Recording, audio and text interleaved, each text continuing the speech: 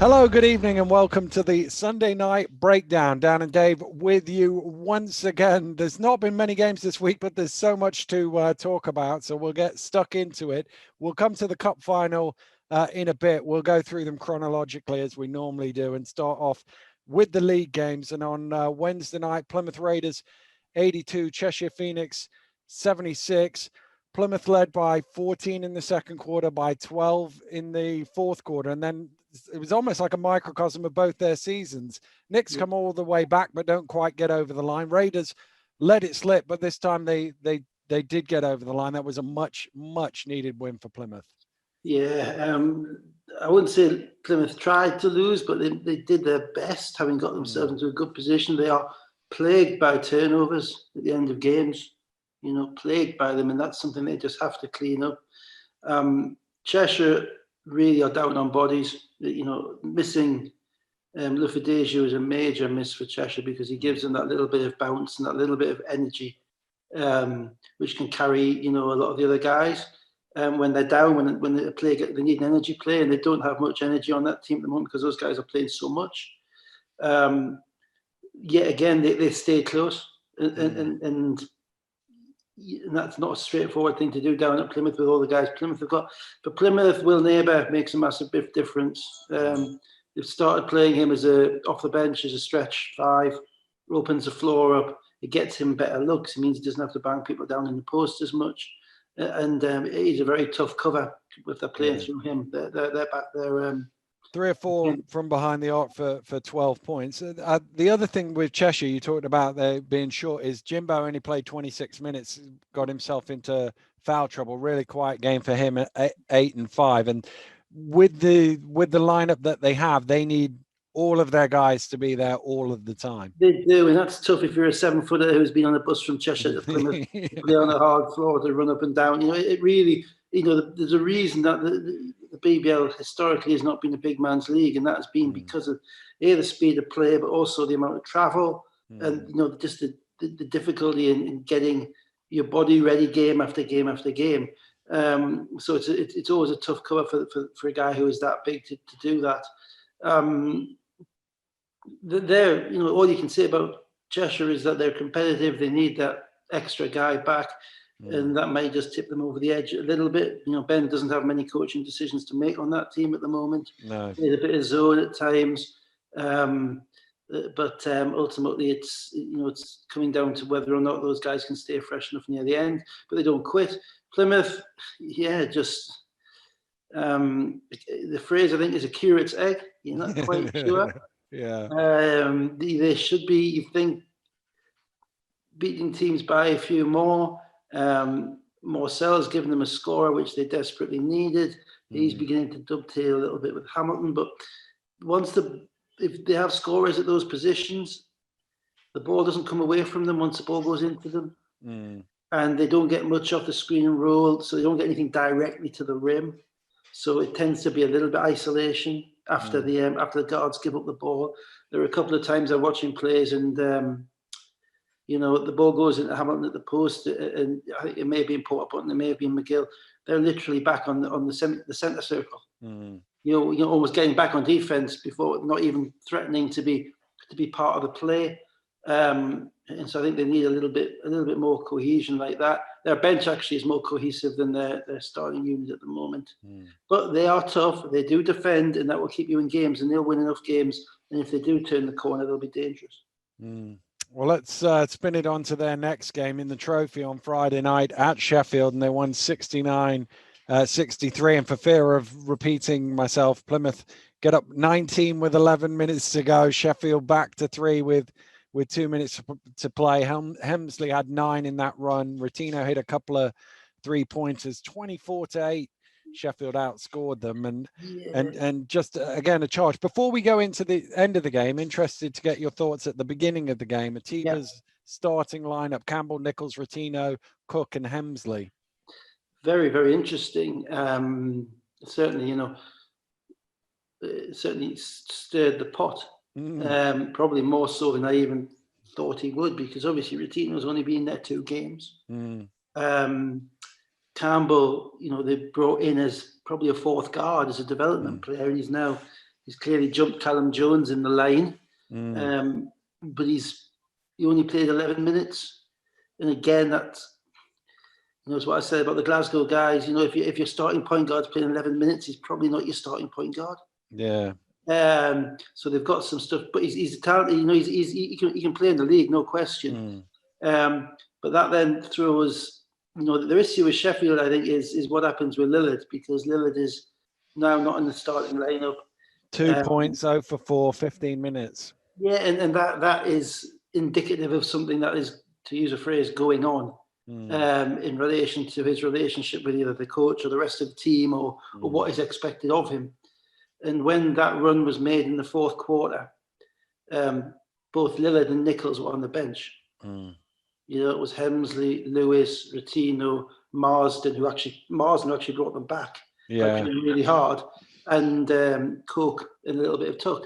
So you've got two of your Americans, who've been, quite big players early on in the season, and they've suddenly, disappeared in the rotation, or they're not on the court when they need to, when the game is being decided, and probably quite rightly on the basis of the way they are playing. But that then brings about different issues and different problems that you have in the locker room.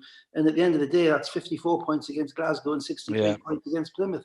And I know you say Sheffield play well from behind, but they're always behind. Yeah. In the vast majority of games, they're down. They're down 15, they're down 10, and then they kind of throw caution to the wind. Then the scorers start playing a little bit more aggressively. A team might find a unit that he's working with, but you can't keep playing 9 or 10 players if you're going to dig yourself a hole before you find the top 5. Yeah. And so he might be in the process of weeding them out. And if, Lillard in particular is the key, because he's he was for the first half of the season the vocal leader of that team. Yeah.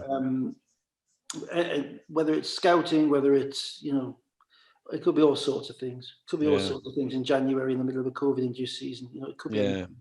But it's not. It's certainly not the way that they would have wanted it to be. They also have issues at point guard, because Helmsley is talented, but I'm not seeing a point guard in him.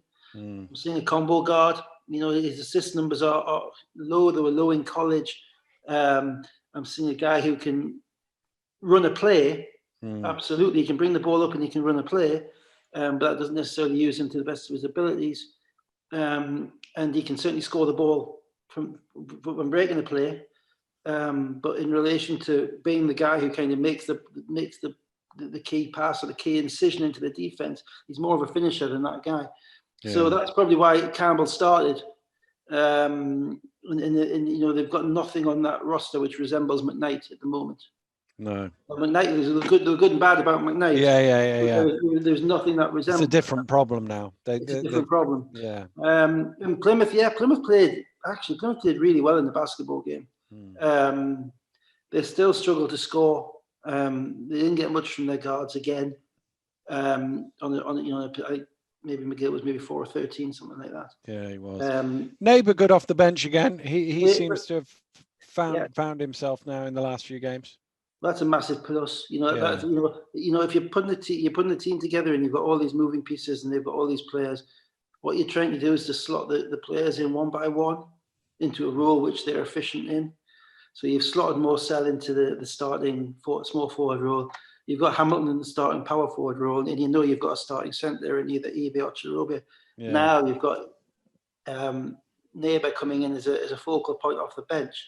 That gives you a structure to build around. Certainly in the forwards, that's as good a forward lineup as there is in the league if they're all healthy. Now the question then is how are you going to run that around with your guards? Because there's some games Ubiaro plays 25 minutes, and some games he plays 6.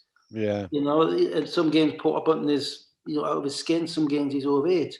So they haven't got the consistency in the guard rotation, and unfortunately, the guard rotation equates to scoring in the BBL.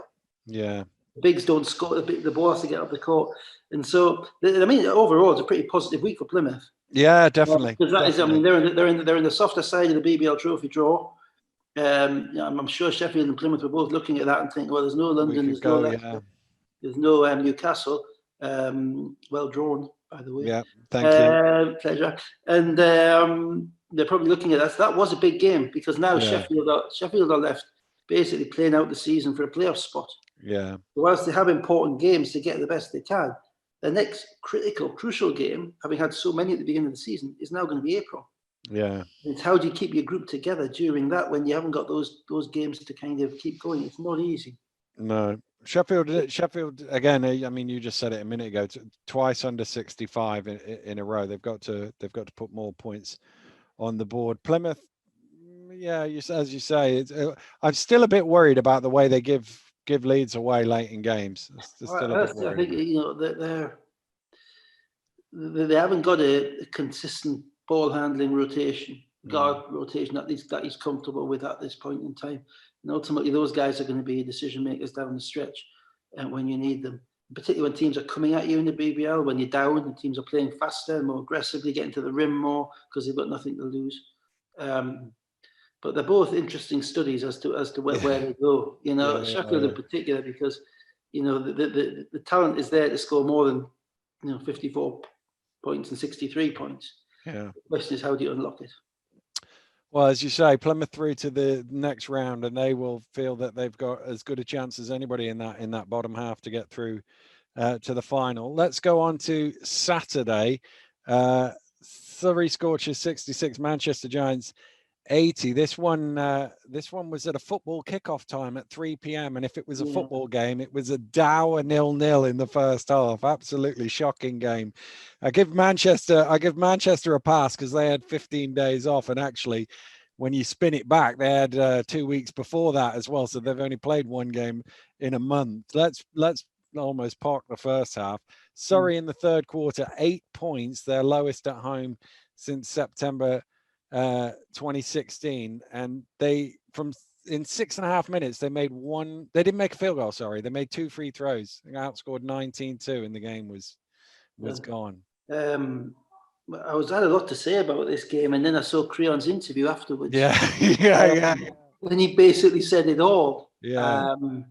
Because the phrase he would use for Surrey is that they are in their own feelings, or as my ex-head coach used to say, they're having a pity party. You just are desperate for some form of leadership to step out on the court and say, no, this isn't going to happen again. And you just don't see it, and it gets worse because Hicks, who Creon Creon's given Tony Hicks a job before Christmas. He's not got a job. He's worked. Creon's brought him back. He gets himself thrown out on the stupidest technical at the end of the third quarter. He gets one. I mean, it's one of the you get one, and then you come out of the timeout and get another one. I live with the one. Everybody gets upset and they play frustration. But I rewound that one back to see what he did on the second one, and he's just cutting through from the top of the key down to the baseline to guard somebody, and he just has to turn, and he says something to Rob Hickman. And it's like, and I'm pretty much sure it was a one-word comment. Because it was an immediate tee, and he didn't complain much. No. And I'm thinking, that is, it's criminal. Well, it's not criminal. It's unprofessional. And it is an indication of what's going on there. You then have, I don't know if you've seen them subsequent to this, Lovell Cook sent out a couple of very cryptic tweets. I haven't seen it, no. Well, maybe they're meant to be cryptic, but they're not very cryptic about people being held back and all sorts of stuff, and people wanting to make him quit, but he's not going to, or stuff like that. And you're just thinking, you either just get on there and play and do your job. So you have to say that the Surrey problems, and Creon was absolutely spot on, and got a ton of respect for the way that he came out and said it. The Surrey problems come from the individuals that are there who are not doing what he expects of them, be it what he's dealt with them before, be it what they did last year. Their numbers are way down, and outside of Cashore, who's been relatively consistent, he has, and isn't a guy who is noticeably going out to get his own numbers either, so he can't be a cause of the problem. But outside of him, I just don't. There is just nothing there. There is just no spirit, nothing. Now against that, they've had COVID. And had Creon not come out and said what he said, I don't think I would have been quite as harsh as that. No. Because no. you would give them the pass on in relation to the effect that COVID had on them. Yeah. But if Creon's not using it as an excuse, and he's clearly not, No. then the rest of those guys, need to get their heads out of wherever their heads are at the moment. Yeah. And I've got an idea. So that's it's tough, but that's being a pro. At the moment they've got probably in Richards and Rickman are probably the least effective centre combination in the league. Brady outplayed them both. Yeah. On his own, and then Ulf came in and finished them off. Yeah. He was good again, Ulf. Yeah, well, he is. Yeah, he is 9 and 11, 19 minutes, good. He's a physical presence, and he's a better finisher than people give him credit for around the rim, particularly left hand. If you'd picked the American point guard on the court, you would have probably said it was Hudson. He got whacked though. He got poor old Jack Hudson got whacked left, right. He got whacked, but he got up and he looked at the ref and he had a chat with a pleasant chat with the ref. And at the end of the day, it was Hicks who got himself thrown out of the game. Yeah. And so Hudson didn't have Whelan there. They played the game without Whelan basically. Hexham went down in the third quarter as well. But they had absolute control of that game, even at the beginning, even when Surrey were making some shots. They had control and there was no fight back from Surrey. So you're getting nothing from Cook, who doesn't know whether he almost doesn't know whether he wants to be a shooter or not. He's turning down shots. And what you tend to find is when you get a team with so many scorers, they're all scared about being branded selfish. Yeah. So they start turning down shots that you should shoot. And what you're looking for is, that one guy who just says, no, it's me, stuff you, it's me. I'm going to be the one, I'm going to lead us there. And nobody is comfortable in that. Teo doesn't appear to have much of a voice in that group. But, credit to Manchester, the more cohesive group one, bottom line. Yeah. Brady dominated them. Yeah, he did. And then in Cassell, but I hate to say this. Last week, 2 weeks ago, McCall went off in the fourth quarter. And he went off shooting Mike McCall shots, which are squaring people up, crossing them over, stepping back, creating space and making jump shots. That's what he does. This week, Sam Cassell had 18 points, 17 points. Almost every single one was on a kind of a dribble, hesitation, step back, jump shot. His move. Yeah. His move. And he made 6 or 7 of them. Yeah. And you have to do something to take that move away. And you make almost to the point whereby you let him go past you. And you rely on your help, because he's less efficient driving to the hoop and going off 1 foot than he is getting to his spot, raising up and shooting the ball. And there was they didn't. I didn't see any plan to that at all. So they haven't. They may be too far gone. And I think Creon's interview was probably enough. You have to work. He basically said at the end of it, well, there's a reason these guys are with me. Yeah. And obviously we know that Surrey is one of the lower budgets in the league, and that so whatever. But it may well be that he has to make some radical surgery to that group for them to get to where they need. Well, it sounded like that was the next step, didn't it? From the post game, from both him and from Gavin as well, from what he said as well. I didn't hear Gavin. So Manchester, fair play to them. The team that hasn't really played a game at all, given all the issues that they had. They look decent. They'll be better than that, but then they'll. I like what they're doing. I think Manchester are what they are. Yeah. They are together. They are relatively cohesive. They play a certain way. There are flaws in that, but they're also, they've got enough about them. They've got a personality to their group, and you saw no personality to Surrey's group at all. And that's the bottom line. Let's move it on to the first game, the league game on Sunday. Leicester Riders 90, Glasgow Rocks 58. Leicester scored 20 in a row in the first quarter, and I know Rocks came back with 10 unanswered, but that once those 20 went in, that was it. Yeah, it was like in America you'd call it a varsity versus a junior varsity. Yeah. On top of that, the junior varsity team had won a game last week and felt quite good about themselves because they'd beaten Sheffield. The other thing to throw into that is Rob's post-game interview was we were really upset that we were in this game and not the big game. Not the fight, and also they'd been ready so to they came out to prove a point as well. Oh, they did, and yeah, I mean, the reality is that if Leicester play their best and Glasgow play their best, and Leicester are winning because Leicester have more athleticism, they have more guard play, and they have at this point a far more mature system and a far more mature set of principles around them than Glasgow do. And that is exactly what happened. What I will say is I thought Glasgow were pretty toothless defensively, and Leicester will do that. Leicester will pick you up. Even in the first 3 minutes of the game, Nelson Henry missed 3 layups. Yeah, he did. I mean, it wasn't that Glasgow took anything away. I thought I didn't see. I was disappointed in Delve. I didn't see any motor in him at all in the game. No kind of attempt to impose himself. It's almost like we played great last week. Okay, we're all right. He's a young professional. That tends to happen. Keeling, I don't think it's seen anything like Leicester's defense. No. And on top of that, he's the only one on that team who's really able to create a shot for himself.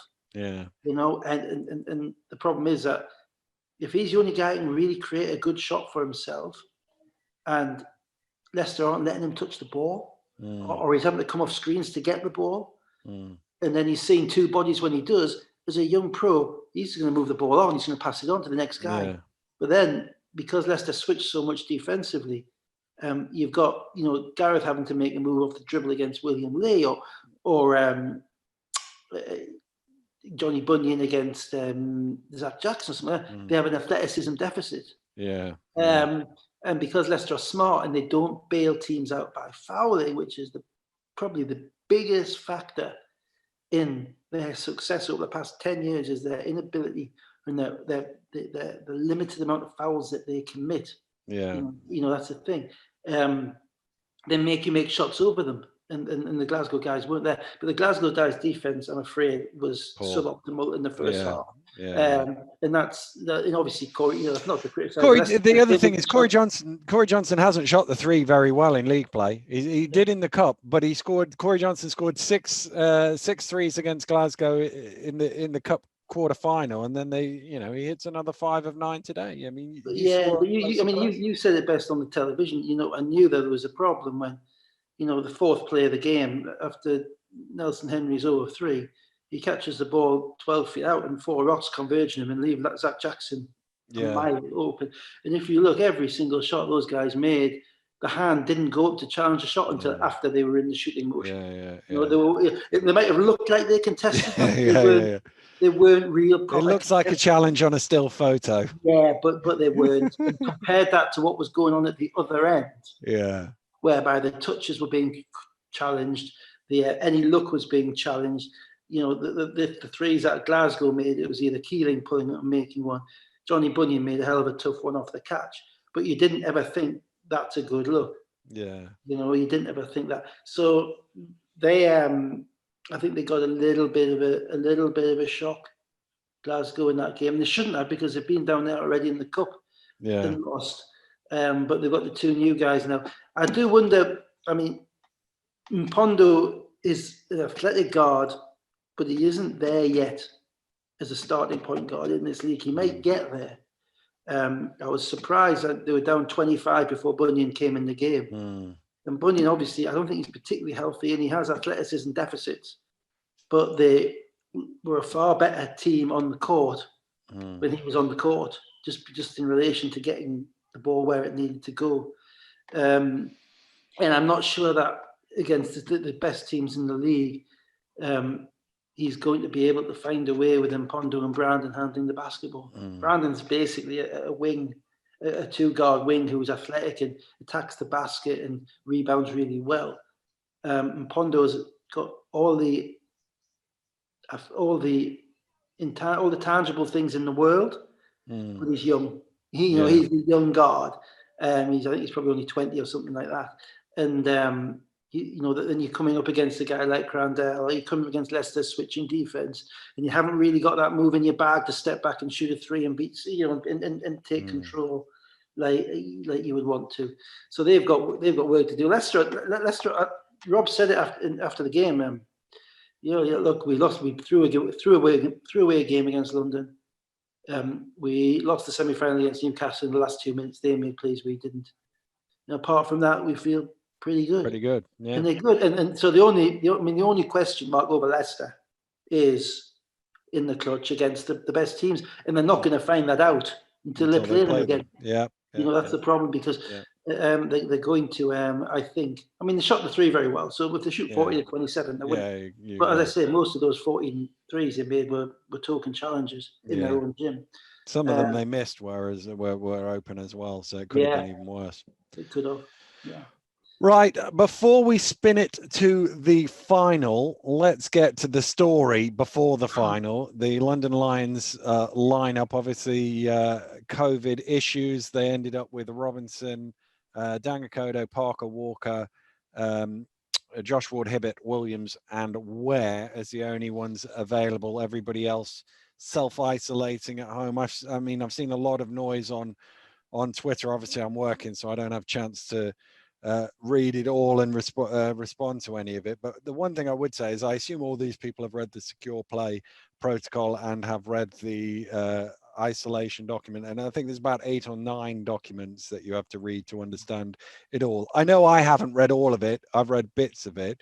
And my reading of it is that the Lions got the 2 tests that they needed for the players who were able to play, and they followed whatever protocols that they had to follow. Now, I'm slightly skewed by the fact that October, November, December, all the European games I did, there were players missing. Guys out here coming in here, they've got 8 players, they've got 9 players, whatever, and the games keep going on. Whereas in the BBL, we haven't had any games where somebody's missing but the team plays. We've had games that have been cancelled. We've had games that I wouldn't have cancelled based on my reading of the documents, but they were. So this is probably the first for BBL where a game has been played where there are teams with negative tests allowing them to be played. So my take of it is, if Lions want to play and they followed the protocol and they meet all the rules, then the game gets played. Yeah, but 3 things for me. One, it's the reason BBL games have gone off is because teams have small squads. And it may well be that they haven't been able to meet the 8-player, the 7-player registration rule. In the NBA, teams don't. Teams have 16, 17 men, and you've seen some teams play games whereby they've been, significantly hampered by the fact they've had to play 8 guys, 2 of whom are on 10-day contracts or whatever it is, or 2-way contract. So that Philadelphia played a game with a team that no one recognised, but they played the game. And finally, having spent 10 years with the Eagles, I know very well our club doctor, the guy called Graham Wilkes, who is involved with GB Olympics and all sorts of stuff. And there is no way in the world that Graham is letting our guys go on the court if there's a risk to their health. I'm just telling you, that is just 190%. No way at all. So I think you just have to trust the rules, and you have to trust the processes. And without, as a lawyer, the first thing I look to is the law. If I'm not sure, look it up. What are the rules? Abide by the rules. There was, as you say, the BBL probably haven't done themselves any favors by being a little bit less than transparent about what the actual rules are and calling games off out of an abundance of caution. I'm absolutely sure that the words abundance of caution are not in the rules. No, they're not. And in professional sport, you go by what is written down. And now it may be the 2 teams rather than the league. I've called the game off for an abundance of caution, or for whatever other reason that may be. But to be honest with you, and again, some of it comes down to, players might live in the same house. That happens. Vince was very clear that his guys are all in different. I thought Vince spoke very well at the beginning of the game. Actually, he did, and I mean, this kind of goes to a further thing, which is, it's brutal for Vince. It's absolutely brutal for London. Absolutely brutal, because you cannot argue with the attempts that they are making and the resources that they are committing to try and raise the level of basketball in London, in the capital, and by extension, the league and potentially the country. And it is utterly, people are dying out of COVID, so we don't want to be melodramatic about it. Ultimately, it's a basketball team, and they're not going to be able to play basketball games. Yeah. So ultimately, that's what we're living in at this moment in time. But knowing the amount of time and effort that goes into preparing and work, and you work to certain parts of the season, to certain peaks of the season, and this is what they've been working to for the last 3 months. And to have it kind of taken away, not just the final, but the European stuff, is just utterly brutal. And I thought he spoke extremely well in those circumstances. And I give him a tremendous amount of credit for saying what needed to be said, and for dealing with both the imposters in the same way, triumph and disaster. Yeah, it's cruel. Yeah. But he was there. He was there. He was in his waistcoat. He was coaching the game. He was being Vince. He was there to win. He's there to win. He is and has been the greatest survivor of British basketball over the past 35 years. So he's been around as long as I've been watching. And nothing, not even this, is going to kind of deflate him for the cameras. And that, to be honest, is incredibly impressive. And I give him great credit for it. And the last point about it is obviously it's impacted on them. And this could have happened at any point in the season, but this is literally the worst day in the season that it could possibly have happened for them, really. And the impact on Europe as well. I was a little surprised. I've seen the statement out. I haven't looked into it in any detail. I've just seen the statement that came out from FIBA Media about it. I was a little surprised. I don't know what the rules are in Poland. I don't know what the FIBA Europe Cup rules are or how they differ. But I know that they had 7 guys playing tonight. They had another guy who I was told was cleared to play. The new signing, I can't even remember his name now, was fine to play in Europe. So they would have had 8 players. As I say, I do European basketball, admittedly not FIBA Europe Cup, but I have seen in other European competitions a team in that situation play, no questions asked, out you go. So I'm a little surprised by the Europe thing, but I say that without knowing everything else. Yeah, and there's probably a little bit more at play because over the last 3 weeks, this country has developed a reputation for the English variant. Of COVID, and knowing that, what's going on with international travel and all of that. It may well be that Poland just said no. It might be, and that leaves FIBA with kind of nothing to do, which is a crushing blow for the game in this country. Not just the Lions. No, I wouldn't say it's a crushing blow because ultimately it's 3 games of basketball. It will be a crushing blow if it never happens again. Hopefully they can use this year as a run through. The league can use this year as a run through to decide what to do in relation to kind of player restrictions and salary caps and all of that, and then teams can be in a position to compete in the future. But it is. I mean, it's the worst things have happened to British basketball. But it's really disappointing for all of us because we all want to see. They're a real team. They've got a real chance. Making some noise, and we all wanted to see how they were going to do. And we're taken away from that opportunity. So it's and that is more than the guys who put the time in. It's more for them. So let's get into the game now. We've done COVID to death, unfortunately, too many times. Let's get into the game. Newcastle get up 15 in the third quarter, and you're thinking, oh, they might not have enough here. Lions. They had a bit of the foul trouble with Walker and Parker, and they couldn't buy a 3-point shot.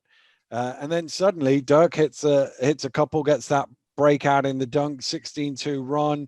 Robinson hits one, Dangakodo hits one, and out of nowhere they lead 63-62.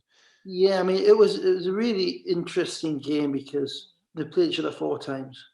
Then you throw in the wrinkle of the fact that the guy that you game plan for, who is Liggins, isn't there. And it makes a massive difference because it now means that Gordon can guard Parker.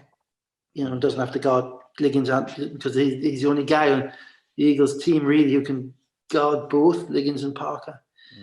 And then the game starts off, in a pretty ugly way. Yeah, turnovers all over the place. You're looking at the Robinson-Ware dynamic because they're having to play together a lot. And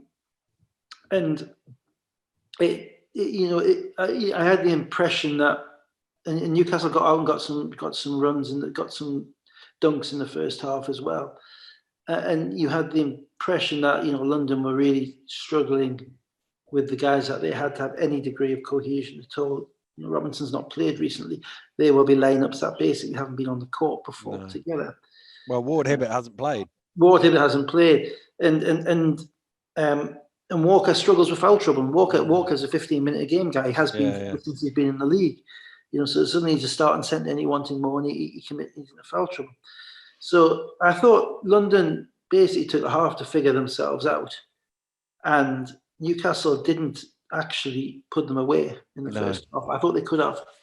London just made enough plays. Edwards Robinson very aggressive to the basket. Robinson was very aggressive because at that point his team needed it. They didn't have anything else, Definitely. And so he stepped into the breach because he realized, looking around, that I need to make plays, and that kind of kept them close enough. But Newcastle's defense improved enormously when Defoe came in the game, in the middle. Before that point, Robinson was looking to attack Maxwell in the screen and roll. Basically, if you don't get out on him, he steps back and he shoots a three. He did that a couple of times, and I think Defoe defended him a lot. Defoe plugged the middle a lot better. He made a big difference in the game. And Fluger played really well. Fluger was really impactful. Defensively, in particular on Williams, he was. Williams generally scored when Fluger wasn't on the court. So all those things were going well for Newcastle. But I looked at the halftime box score, and it was an 11-point game. And you look, and Fletcher's played 18 and a half minutes, and Edwards played 17 and a half minutes. And you're just thinking, are they going to be able to last this game out? Because it's long, it's hard when you've got length defending you every step of the way. Where Williams, and then those athletic guys behind like Park and Walker. And I know it's easy to say, London have got a short bench, but no one played as much as Fletcher in the game. No. So Newcastle, so there's a thing going there. And at the beginning of the third quarter, I thought Newcastle lost their offensive aggressiveness. And even though they made a few shots, Fluger made a couple of plays, Fletcher made a play, they looked. I think Ant said it in the game about 4 minutes ago in the third quarter, or it might be Mike Tuck said it. Newcastle looking winded, looking tired. I thought they were, and then they put in a couple of janky lineups for a couple of minutes, which probably didn't help them either. At one point, I think they had Edwards and Gordon both off the court at the same time, and Matthew and Sayers on at the same time. And that's tough to play if you're playing just a few minutes in the cup final. And London got comfortable. And what happened was Robinson, firstly, at the end of the third quarter, they made their run with Robinson off the court. And that kind of allowed Ware to get some touches. He didn't initially make some, but he got into the flow of the game when Robinson was off the court. Made a couple of shots. And then they went kind of small. So Walker was on foul trouble, so Vince just didn't play him. And that makes them a tough cover because they've got all the spacing. And when they've got those guys in the court, the only guy you really want to be giving up a three to is Ward Hibbert. Everybody else, you think, I don't want Ware getting open. Look, I don't want Robinson getting one. I don't want Williams getting one. I don't want Parker getting one. And Newcastle didn't really adjust to that very well, because what happened when Robinson came back in the game, he really started attacking the screen and roll. And instead of settling for his own, he started turning the corner and kicking it or splitting. So he was able to, and he primarily did that when Maxwell was in the game. They were going at him. And out of that came the corner threes and the kick out threes. And suddenly the flow is going. And London became aggressive off their defense because of Newcastle's tentative offense. So it's Newcastle's tentative offense, which led to London's becoming more defensively attached, which then fed into London's offense. And all the way to, 76-69. Yeah. in a 7-point lead. Yeah, four and a half to play then. 4.5 to play and a timeout and all the momentum in the world. London, yeah. Yeah. And what then happened was Newcastle's defense got better. And it got better because they became offensively more aggressive. And if you remember, I think the first play was a Maxwell elbow jump shot. Yeah. Then it was Fletcher in transition pulling up for a 15-footer. Yeah. Then it was a screen roll to Maxwell to throw it to Sayers in the corner to nail a 3. And then it was Gordon shooting a corner 3. Yeah. And that's a 10-0 run. And as for every shot Newcastle made, London became more tentative offensively. And you ended up with Newcastle did a better job of crowding the paint, funneling the ball toward Hibbert, who hasn't played for a year. Yeah. He chucked up, I think, a 3 at the end of the shot clock when he turned the ball over on the baseline. And that's not a knock on him, but that's the guy you have in big games. At the end of games, you have to know who you want the opposition. Which guy do you want to have to beat you? Because you're looking at them, you don't want Justin taking shots to beat you. Ware's just made 2 threes. Williams can kill you, and Parker's made a shot to beat Leicester at the end of the game. Yeah. So the guy that you're wanting to beat you is Ward Hibbert. So you have to defend accordingly. And if he beats you, good for them, good for him. But they became a little bit tentative. I thought throughout the game, as I say, I thought the difference in the game in the interior was Defoe's defense. And then at the end of the game, Gordon making the 3 from the corner like he did against Leicester. Gordon producing that offensive rebound. Unbelievable. What a rebound. And getting the ball out and then getting the ball to Fletcher, who dribbles in the middle, dribbles around in circles, steps back off 1 foot, chucks it over somebody who's 6'4" and bounces it to go by 5, and that's the game. So a great job by Newcastle in actually not folding at that point. They could have folded at that point.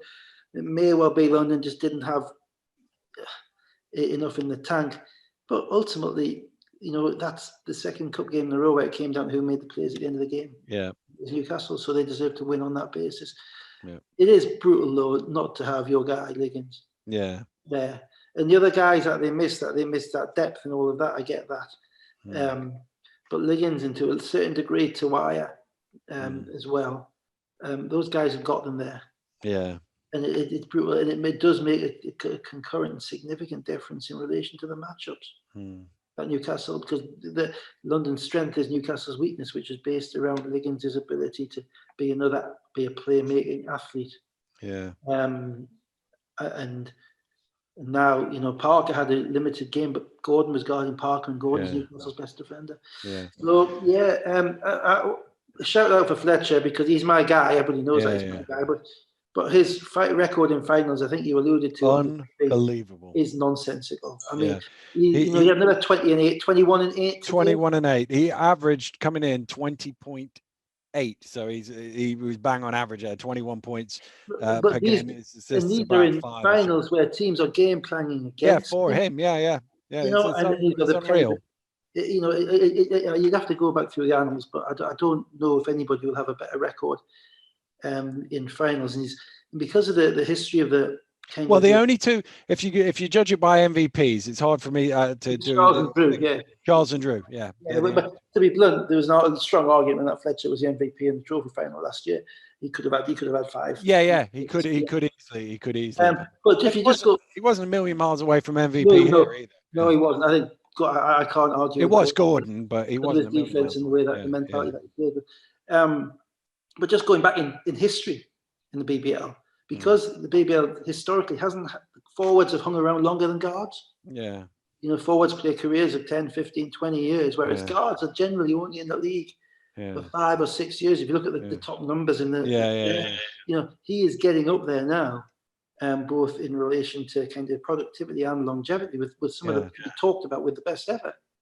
If you look at his assist numbers, he's very close to Alton Bird career wise. And I would guess his scoring numbers are a bit higher. Yeah, they are. Yeah. But having said that, it is easier to get assists nowadays. Obviously, it is. Get all that stuff.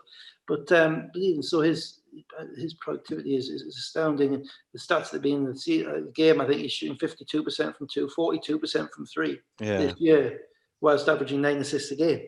Yeah. So and playing big minutes as well. I'm playing big minutes. Yeah. So I'm going to give him a shout out because he's my guy, and Yeah. I think at times he almost gets. I think it's one of those things. How consistent you are. Yeah, exactly. I think it's one of those things. In the same way, I think people did it with Fab and Rob as coaches, where they just sort of go, "Oh yeah, well they're meant to be doing all of that." They don't understand how difficult it is to keep doing that. And I think Fletcher is one of those guys where he's so relentless with his production that it just becomes standard, and you almost look past it because it's just so consistent. But just to do it in finals, finals are the most kind of high-pitched environment, the environment whereby everybody is at their highest point, to have the poise and the capability to do it time after time without even once saying, no, he never showed up today, or he never, Well, his worst final was 15 and 4 or 16 and 4. Yeah, but that might have been the blowout when we got hammered by Leicester. So I'd excuse that one. No, but what I'm saying is 15 and 4, 15 and or whatever it was, is a good performance for most people, isn't it? Absolutely. In a final. In relation to, as I say, I have a ton of time for what London did by getting there, for what Vince did by getting his team on the floor, for the way those guys played, and competed, and for the everything that they showed. It's like every final there has to be a winner, and ultimately, Gordon and Fletcher just made the plays at the end. Maybe if the other guys had been there for London, Gordon wouldn't have had the energy to be able to make those plays. But it was a fun game to watch. It was in the balance all the way to the end, and given everything that had gone on in the build-up, they needed a good game as well. Oh, absolutely. Well, you're always going to get those guys were always going to play well, and it was Justin's team. It was Justin's opportunity to show, and he came out aggressive. And he's really, really good. Yeah, we lose track. He's really, really good. And people, again, the thing that is probably misunderstood, and Gordon's a bit of an outlier on this one, but experience wins finals. There is a reason Defoe's won 26. Because every one you win helps you win the next one. Helps you, and the same with Rob and his 13 or 14 and Fab and all of that. So the more you're there, the more you're into it, the more you know what is required. So Justin's been there, so he kind of knew what was required of him. Dirk Williams has been around the BBL, so kind of Dirk knows what's required of him. Shane Walker's been around, so he knows what's required of him. But in relation to guys on the court who've had significant impact on winning teams on multiple occasions in finals, it's Fletcher and Defoe. Lasker played a little bit, but didn't play much today. But it's Fletcher and Defoe, and those two guys. There's a reason. There's a difference between people who put up numbers and people who win trophies. And I guarantee you, that's what Creon needs to be saying to his team. Which however many of them are left at the end, Defoe was 6 points, 10 rebounds, but multiple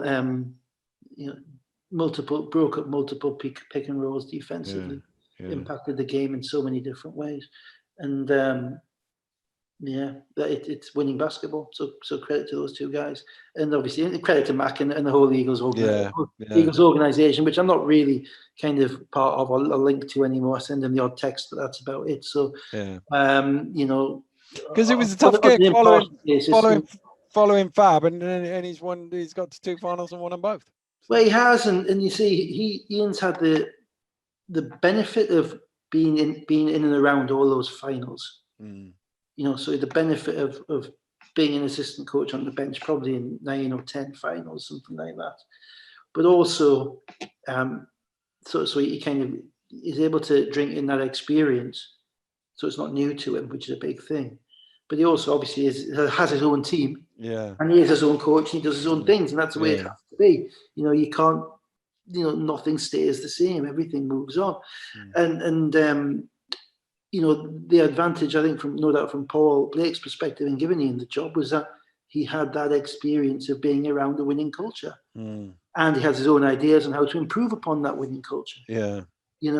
And so if you take the good things and then you think, well, I could do this a little bit better, I could do that a little bit better, and I'm going to recruit my team to play the way I want them to play. And let's be fun, Justin Gordon is his recruit. He picked Justin Gordon, played in, I think, Holland last year. He's out there on the market. He's available for everybody, but he's gone and got him, and he's found a winning career. So fantastic, fantastic credit to him for more so inculcating a culture whereby they didn't fall apart when they were down 7 with 4 minutes. Because that's that moment when the veins are bulging, the eyes go, and you see it all being kind of grabbed away from you in a game that you should be winning, but you can't quite work out why we're not. And if you aren't able to kind of go on to the next play, which is what Ian's always talking about, move on, next play. And the proof of it is when it happens, when it matters. And in 2 big games, they've been down 3 at Leicester, and they've held Leicester scoreless for 4 minutes, and they've gone on a 15-2 run. To finish the game. At the end. So that has, you can't give all the credit to the players when they win and all the blame to the coach when they lose. It's a combination of things. So helps having Fletcher. As we just said, when he's finished, we'll look back on him as one of the best of all time in the BBL. It sure helps having number 4. But good. I hope London hope those guys I gather they're asymptomatic, so I hope obviously it goes without saying, we all hope that they get healthy. It's crushing that Dre Lockhart, Joe Akinwin can't be on the court in a game like that. Those guys who've been around. Absolutely crushing, and I hope that we hope that they've got their group back by the in the next couple of weeks, and I assume they haven't got a game next weekend because Europe's off, so they've got 2 weeks to get healthy. And I'm sure. Unlock your iPhone first. There we go. There we go. I'm sure Vince will get them sorted for a run, because I'm sure they'll win something this year. Without doubt. If they don't win something this year, I'll be astounded, because they've shown enough stick-to-itiveness, to use a word, in this game that it will stand them in good stead going forward. Certainly will. Well, that will do us for another week. Myself and Dave will be back next Sunday to break down all the action in the British Basketball League. But for now, goodbye.